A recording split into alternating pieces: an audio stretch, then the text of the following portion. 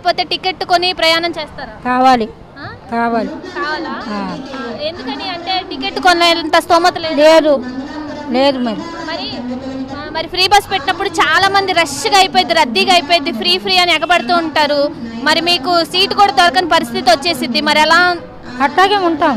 అలాగే ఎక్కడో అక్కడ దిగిపోతారు కదా, అందరూ బస్సులో అనేక కొంతమంది దిగుతూ ఉంటారు, ఎక్కుతూ ఉంటారు. సీట్లు ఖాళీ కూర్చుంటాము, ఫ్రీ బస్ ఎక్కుతాము.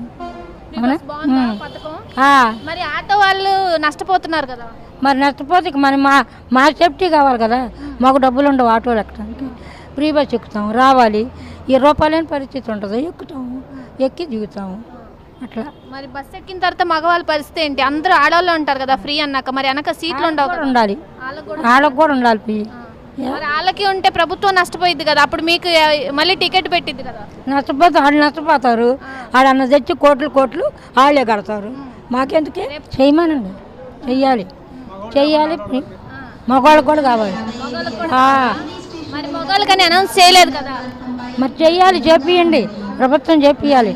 మగవాళ్ళు ఒకటి, ఆడవాళ్ళు ఒకట, అందరూ సమానమే. రాగానే మనకి ఫ్రీ బస్ పెడతాను అని చెప్తున్నారు కదా, ఖచ్చితంగా పెడితే మంచిదేగా. ఆయనే తెలుసుకొని రెండోసారి కూడా ఆయనే వస్తాడు పైకి.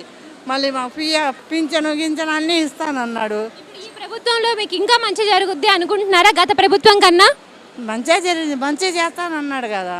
ఈ ప్రభుత్వం ఇచ్చి 6 పథకాలు అమలు చేస్తారు. ఒకటి బస్సు, 2-3 సిలిండర్లు, 4,000 పెన్షన్, ఒక విద్యార్థికి 15,000 రూపాయలు ఇస్తామన్నారు. ఇంకా ఒక్క ఇంట్లో మహిళకి 1,500 రూపాయలు నెలకు ఇస్తామన్నారు. మరి నిరుద్యోగ నిర్మూలన చేస్తామన్నారు.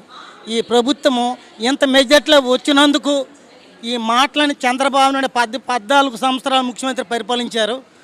కొన్ని చేస్తారు, కొన్ని చేయలేదు.